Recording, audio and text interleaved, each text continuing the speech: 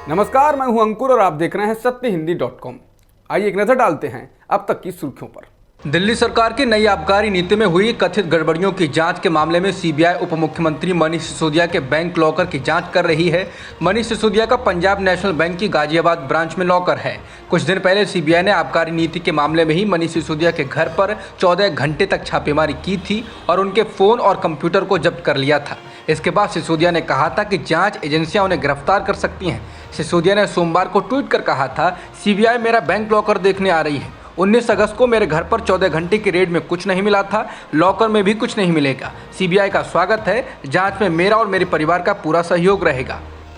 पश्चिम बंगाल में भी सीबीआई व ईडी ने सत्तारूढ़ तृणमूल कांग्रेस के नेताओं के खिलाफ शिकंजा कसा हुआ है। अब ईडी ने सीएम ममता बनर्जी के भतीजे अभिषेक बनर्जी को 2 सितंबर को कोलकाता स्थित ईडी दफ्तर में बुलाया है। बता दें, ईडी बंगाल के चर्चित कोयला घोटाले की पहले से जांच कर रही है। मामले में अब तक अभिषेक बनर्जी से कई बार पूछताछ हो चुकी है। बता दें, कल ही ममता बनर्जी ने मोदी सरकार को चुनौती दी थी और कहा था कि वो उनको गिरफ्तार कर दिखाएं। सुप्रीम कोर्ट ने आज 1992 में बाबरी मस्जिद के विध्वंस से जुड़ी सभी कार्रवाई को बंद कर दिया।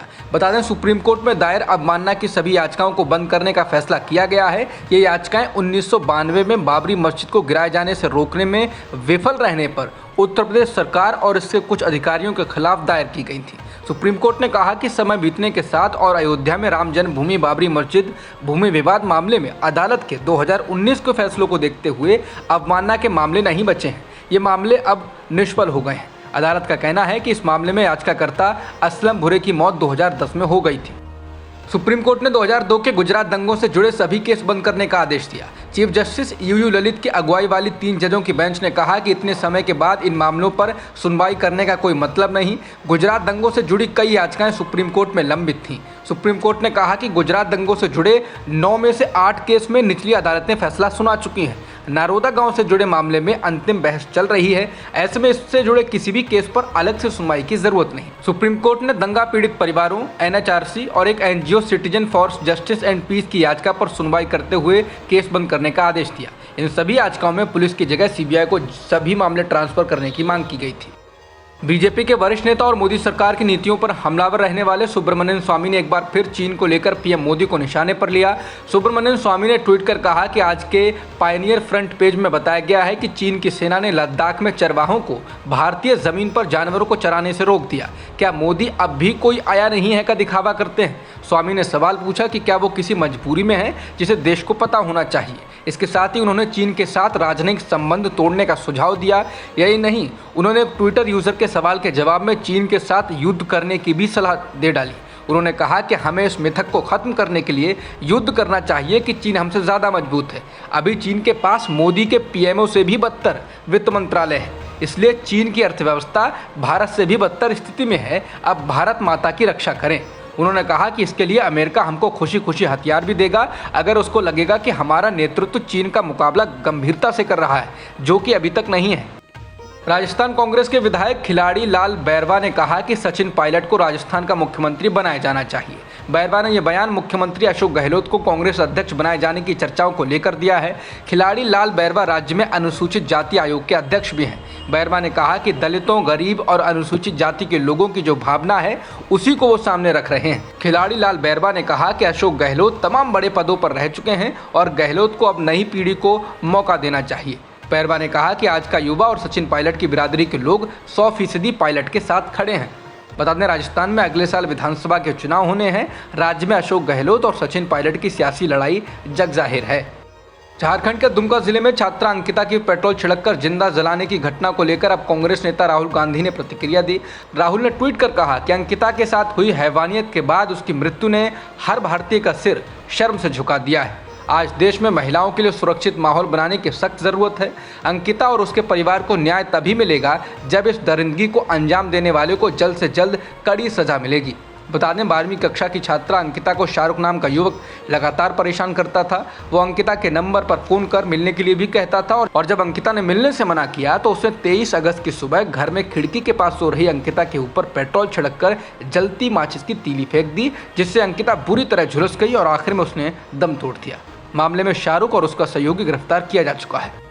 कांग्रेस पार्टी में अक्टूबर में होने वाले पार्टी अध्यक्ष के चुनाव में कांग्रेस नेता शशि थरूर के लड़ने की संभावना जताई जा रही है। सूत्रों की माने तो उन्होंने अभी इस पर अंतिम फैसला नहीं किया है, लेकिन उन्होंने कहा है कि उन्होंने अपना मन नहीं बनाया है, लेकिन जल्द ही इस पर फैसला ले सकते हैं। हालांकि शशि थरूर ने अभी तक इसको लेकर कोई बयान नहीं दिया है, लेकिन उन्होंने मलयालम दैनिक मातृभूमि के लिए एक लेख लिखा है जिसमें स्वतंत्र और निष्पक्ष चुनाव की मांग की है। लेख में उन्होंने कहा है कि आदर्श रूप से पार्टी को कांग्रेस कार्य समिति यानी कि CWC पर ही दर्जनों सीटों के लिए चुनाव की घोषणा करनी चाहिए थी, जिन्हें चुना जाना है। तिरुवनंतपुरम से सांसद ने कहा कि फिर भी एक नए अध्यक्ष का चुनाव करना पुनरुद्धार की एक शुरुआत है जिसकी कांग्रेस को सख्त जरूरत है। उन्होंने कहा कि मैं उम्मीद करता हूं कि चुनाव के लिए कई उम्मीदवार सामने आएंगे।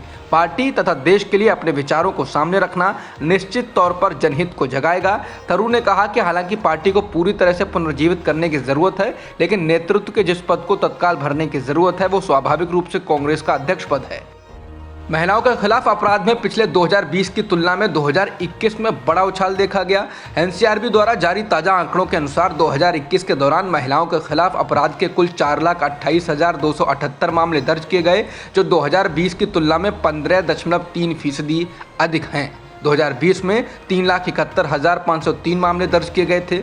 IPC के तहत महिलाओं के खिलाफ अपराध के अधिकांश मामले पति या उनके रिश्तेदारों द्वारा क्रूरता के तहत दर्ज किए गए हैं। इसके बाद अपहरण और बलात्कार के मामले दर्ज किए गए हैं। बता दें 2020 की तुलना में प्रति लाख महिला आबादी पर दर्ज होने वाले अपराध रेट में भी बढ़ोतरी आई।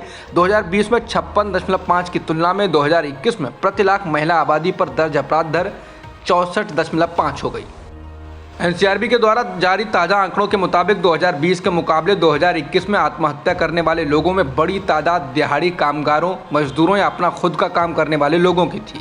बीते साल में जितने लोगों ने खुदकुशी की है उनमें से 42,004 आत्महत्याओं यानी करीब 26% इन्हीं वर्ग के लोग थे। NCRB के आंकड़ों के अनुसार 2021 में भारत में आत्महत्या से मरने वाले कुल 1,64,033 लोगों में से हर चौथा व्यक्ति दिहाड़ी मजदूर था। आंकड़ों के अनुसार इसमें सबसे ऊपर महाराष्ट्र रहा, जहां 22,207 लोगों ने आत्महत्या की। उसके बाद तमिलनाडु और मध्य प्रदेश में इस तरीके की आत्महत्या अधिक हुई। ब्लूमबर्ग बिलियनर्स के आंकड़ों के मुताबिक गौतम अडानी अब दुनिया के तीसरे सबसे अमीर व्यक्ति बन गए हैं। गौतम अडानी की संपत्ति $137 बिलियन हो गई है। अडानी सबसे अमीर व्यक्तियों की सूची में एलन मस्क और जेफ बेजोस से पीछे हैं। ब्लूमबर्ग की एक रिपोर्ट के अनुसार ये पहली बार है जब किसी एशियाई व्यक्ति ने दुनिया के शीर्ष 3 सबसे धनी लोगों की सूची में जगह बनाई। भारतीय बिजनेस टाइकून मुकेश अंबानी और चीनी कंपनी अलीबाबा समूह के जैक मा भी इस ऊंचाई तक नहीं पहुंच पाए। प्रधानमंत्री नरेंद्र मोदी ने सोमवार को पड़ोसी देश पाकिस्तान में बाढ़ की हालत पर दुख जताया। उन्होंने बाढ़ पीड़ितों के प्रति संवेदना जताते हुए जल्द ही सामान्य स्थिति बहाल होने की उम्मीद जताई। अपने ट्वीट में PM मोदी ने लिखा कि पाकिस्तान में बाढ़ से हुई तबाही को देखकर दुखी हूं, साथ ही सामान्य स्थिति के शीघ्र ही बहाल होने की उम्मीद जताई। बता दें पाकिस्तान में बाढ़ से तबाही जैसा मंजर है। इसके कारण 1136 लोगों की जान जा चुकी है। इसके अलावा देश भर में 3,451 किलोमीटर से अधिक सड़कें, 149 पुल, 170 दुकानें और 9,49,858 घर क्षतिग्रस्त हो गए हैं। इराक के शिया धर्मगुरु आयतुल्ला मुक्तदा अल सद्र के राजनीति से संन्यास लेने के ऐलान के बाद उनके समर्थक बेकाबू हो गए। इराक की राजधानी बगदाद में हिंसक झड़पें हुई हैं और लोगों ने सरकारी इमारतों पर कब्जा कर लिया। हिंसक झड़पों में अब तक 20 लोगों की मौत हो चुकी है। देश में गृहयुद्ध जैसे हालात बन गए हैं। पुलिस ने हालात को काबू में करने के लिए बल प्रयोग किया है। शिया धर्मगुरु के द्वारा संन्यास लेने के ऐलान के बाद उनके समर्थक विरोध में सड़कों पर उतर आए और उनकी विरोधी राजनीतिक दलों के लोगों के साथ हिंसक झड़प हुई। शिया धर्मगुरु उनके समर्थकों के खिलाफ बल का प्रयोग न करने की मांग को लेकर भूख हड़ताल पर बैठ गए हैं। बता दें कुछ महीने पहले श्रीलंका में भी ऐसे ही हालात बन गए थे। अब तक की खबरों में इतना ही। बाकी खबरों के लिए बने रहिए सत्यहिंदी.com के साथ।